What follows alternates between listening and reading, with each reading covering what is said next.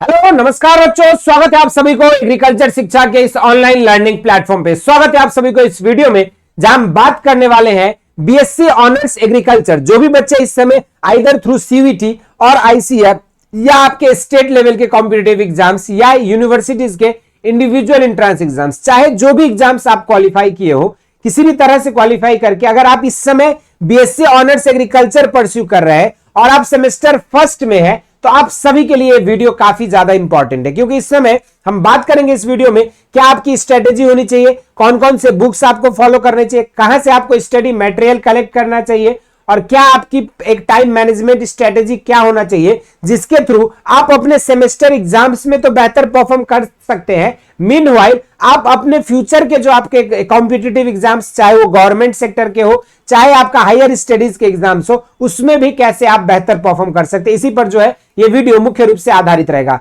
विगत 8 सालों में मैंने हजारों बच्चों को एग्रीकल्चर एंड एलाइड सेक्टर में गाइड किया है और हाल में मैं खुद काशी हिंदू विश्वविद्यालय से जो है पीएचडी परस्यू कर रहा हूं। तो विगत लास्ट ईयर्स में जिस तरह से हमने स्टूडेंट्स को गाइड किया है, हजारों बच्चे इस समय जो है अलग अलग यूनिवर्सिटीज में एग्रीकल्चर में पढ़ रहे हैं और यूनिवर्सिटी एग्जाम्स में भी they are performing far better. तो क्या वो प्लान थी, क्या स्ट्रेटेजी थी जिसके थ्रू वो बच्चे जो है सक्सेस हो पा रहे हैं, उसी सक्सेस प्लान को जो है मैं आपके साथ इस वीडियो में शेयर करने वाला हूं। अगर आप बात करेंगे दो तरह के एग्जाम्स, जैसे अगर सेमेस्टर एग्जाम की बात करें और आपका कॉम्पिटिटिव एग्जाम्स, जो भी आप XYZ क्वालिफाई करके अभी किसी यूनिवर्सिटी में पढ़ रहे हो, दोनों एग्जाम्स का जो पैटर्न है वो बिल्कुल अलग होता है। क्योंकि आप सभी से इस वीडियो को देखने से पहले आप सभी से मैं 3 सवाल पूछूंगा। क्या आपने कभी देखा है कि जो आपके 12th बोर्ड्स के टॉपर्स होते हैं वो आपके नीट और जेई के टॉपर हो सकते हैं या सीयूटी में टॉप किया हो?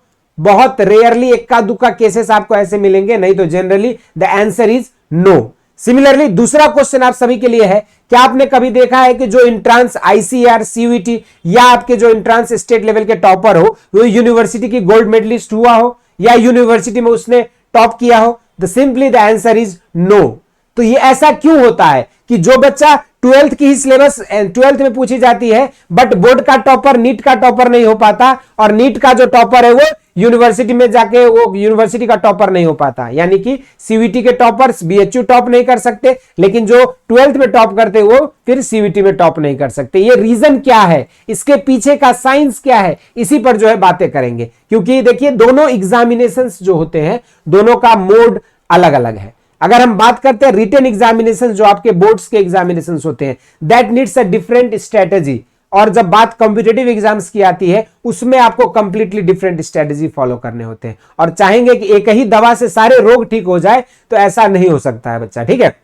तो चलिए अब शुरुआत करते हैं इस वीडियो को। सबसे पहले बेसिक जो स्ट्रेटेजी है, इसमें आपको टाइम मैनेजमेंट करना बहुत जरूरी है। क्योंकि जब आप बीएससी ऑनर्स एग्रीकल्चर कर रहे हो, जिस भी यूनिवर्सिटी से करोगे, आपके पास 10 अलग अलग 10 सब्जेक्ट्स जो है मिनिमम रहते हैं। हर यूनिवर्सिटी में देखोगे तो 10 सब्जेक्ट्स। अब हर 10 सब्जेक्ट का आपका थ्योरी होगा, प्रैक्टिकल होगा, ठीक है। और उसके बाद आपको हर सब्जेक्ट के प्रैक्टिकल फाइल्स बनाने पड़ेंगे, थ्योरी के नोट्स बनाने पड़ेंगे। उसके बाद फिर आपको जो है इसमें आपके अलग से सेपरेट आपको पढ़ना पड़ेगा। तो ये time management is very crucial. क्योंकि क्लासेस जो है आपके लगभग मॉर्निंग में जैसे 7 या 8 बजे से आपकी किसी यूनिवर्सिटी में शुरू होती है, तो आपका 8 to लगभग आपका 4 PM तक जो है लगभग आपकी क्लासेस होती है मोस्ट ऑफ द कॉलेजेस में। कहीं कहीं 5 बजे भी तक होता है, कहीं कहीं 7 बजे से शुरू हो जाती है, लेकिन हाल ही एक नॉर्मल देखा जाए तो आपका 8 से 4 बजे का समय जो रहता है वो आपकी पूरी क्लास में डिवोट हो जाती है। उसके अलावा आपके पास हार्डली जो है 4 से 4 घंटा बचता है, 4 से 5 घंटा, जिसको आप घर में अपना सेल्फ स्टडी के लिए मैनेज कर सकते हो। और वो 4 से 5 घंटे का समय भी आपके पास जो है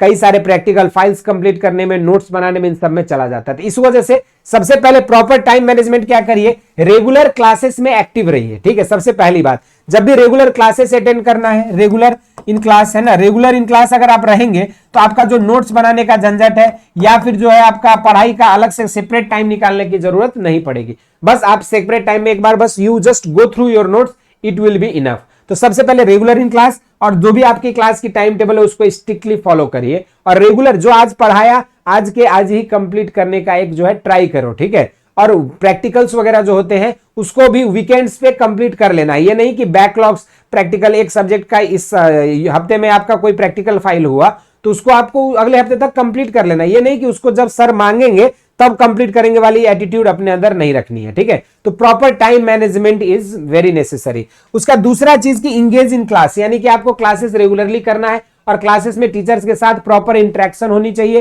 प्रॉपर आपकी जैसे आपकी क्वेरीज है आप टीचर से पूछ सकते हो, जो आपके क्वेश्चंस हैं, ठीक है। और बाकी जो आपके क्लासेस में रेगुलरिटी बहुत इंपॉर्टेंट है। नहीं तो बहुत बच्चे क्या करते हैं, यूनिवर्सिटीज में अगर अटेंडेंस का झंझट ना हो तो फिर क्लासेस जाना ही छोड़ देते हैं। They just stay idle in your hostel. और जैसे आपको एक बार आराम करने का आदत लग जाता है या कॉलेज ना जाने की आदत लग जाती है, तो this is the turning point, जहां से कोई टॉपर जो है, एंट्रेंस का टॉपर जो है, यहां पे यूनिवर्सिटीज में फेल होना शुरू होता है। तो ये चीज ध्यान में रखना है, रेगुलर क्लासेस जाइए और क्लासेस में जो भी आपको पढ़ाया जाता है उन सारी चीजों को नोट्स करिए और engagement in class should be proper.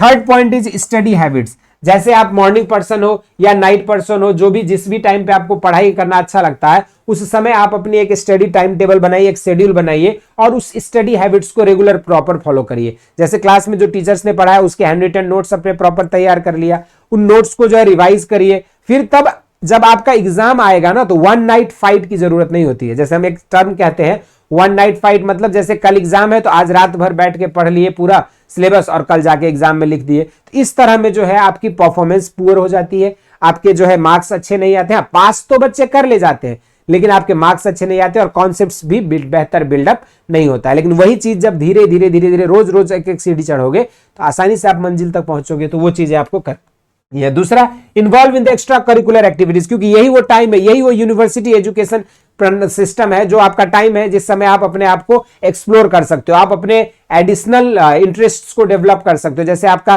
कि जैसे कई सारे एक्स्ट्रा करिकुलर एक्टिविटीज होती है, स्पोर्ट्स में आप इन्वॉल्व हो सकते हैं, एक्स्ट्रा करिकुलर एक्टिविटीज में, कल्चरल प्रोग्राम्स में इन्वॉल्व हो सकते हैं, क्विजेज में इन्वॉल्व हो सकते हैं। इसके अलावा एनसीसी है, एनएसएस है, नेशनल सोशल सर्विस है, स्कीम्स है, या फिर आप जो है अलग अलग तरह के क्लब्स ज्वाइन कर सकते हो जो आपके क्विज कंपटीशन, पर्सनालिटी डेवलपमेंट का काम करते हैं, इंटरेक्टिव डिस्कशंस वगैरह, ग्रुप डिस्कशंस वगैरह में पार्टिसिपेट करते हैं। ये सब एक्स्ट्रा करिकुलर एक्टिविटीज में अगर आप पार्टिसिपेट करते हो तो आपके खुद के अंदर जो आपका सेल्फ कॉन्फिडेंस है वो बूस्ट होगा और आपका सेल्फ इंप्रूवमेंट जो है आपकी बेहतर रूप से हो पाएगा। और सबसे लास्ट इंपॉर्टेंट है, भले ही हमने सबसे लास्ट में लिखा है लेकिन सबसे फर्स्ट में आपको केयर करना है अपनी हेल्थ का, क्योंकि आप जब आप जिस भी यूनिवर्सिटी में जाएंगे, जहां भी जाएंगे, आपके लिए वहां पर आपका सबसे पहला जो आपका मित्र कह लीजिए या फिर आपका जो सबसे ज्यादा सपोर्टर है वो यू योरसेल्फ। इस वजह से सेल्फ केयर बहुत इंपॉर्टेंट है, अपना केयर करना है, अपने दोस्त अच्छे गुड फ्रेंड्स बनाने हैं, बैड हैबिट्स नहीं होनी चाहिए, ठीक है। और इस चीज को फॉलो करेंगे तो आपके लिए जो एक प्रॉपर स्ट्रेटेजी हो सकता है। लेकिन इन सभी के अलावा अब इस सब तो सब कैसे करना है ये सारी चीजें तो बता दिया, अब स्टडी मटेरियल कहां से मिलेगा। तो स्टडी मटेरियल के लिए आप आईसीआर के जो ई कोर्सेस है उसको आप फॉलो कर सकते हो। आईसीआर की कोर्सेस से रिलेटेड इंफॉर्मेशन आपको जो है जल्दी इस चैनल पे मिल जाएगा कि कहां से आपको ई कोर्सेस लेना है, कैसे सब्जेक्ट वाइज ई कोर्सेस आपको मिल सकते हैं। दूसरा जो है आप सब्जेक्ट स्पेसिफिक टेक्स्ट बुक पे आपको सेपरेट वीडियो भी मिल जाएगा कि कौन से सब्जेक्ट आप किस तरह से पढ़ना है। जैसे एग्रोनॉमी के लिए आपको अलग से रेड्डी एंड रेड्डी ले सकते हो, सॉइल साइंस अगर पढ़ना होगा तो आप अलग से जो है यहाँ पे सॉइल साइंस की इंट्रोडक्टरी सॉइल साइंस बुक ले सकते हैं, बेसिक हॉर्टिकल्चर का बुक अलग से आप ले सकते हैं, ठीक है।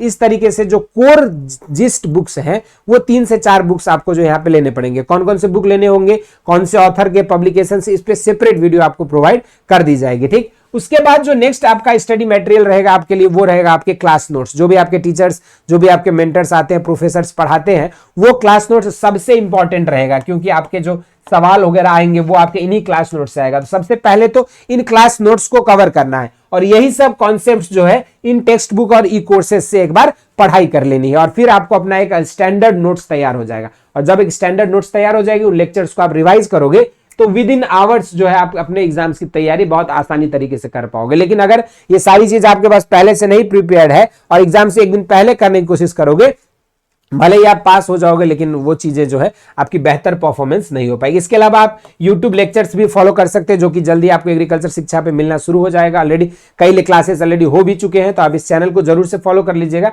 ताकि YouTube लेक्चर्स के थ्रू भी जो है आप अपनी सेमेस्टर के एग्जाम्स की संपूर्ण तैयारी कर सकते हैं। इसके अलावा आप लोगों को करना क्या होगा, पूरी जो सब्जेक्ट्स है उसको एक बार समझ के अपनी अलग अलग स्ट्रेटेजी बना के वर्क डिवीजन करना है, टाइम डिवीजन करना है और इसके थ्रू आप जो एक प्रॉपर स्ट्रेटेजी बना सकते हो जिसके थ्रू आप अपने सेमेस्टर 1 के जो बीएससी एग्रीकल्चर के एग्जाम्स है उसमें आप बेहतर परफॉर्म कर सकते हो। इस वीडियो में इतना ही। इसी तरह की इंटरेस्टिंग एंड अमेजिंग वीडियोस के लिए एग्रीकल्चर शिक्षा को सब्सक्राइब करें और जो भी डाउट्स है, क्वेरीज है, जिस भी तरह की समस्या है एग्रीकल्चर एंड रिलेटेड फील्ड्स में, जरूर से कमेंट बॉक्स में मेंशन करें। हम और हमारी टीम इस पर वीडियोज लेकर आते रहेंगे। स्वस्थ रहें, मस्त रहें, धन्यवाद।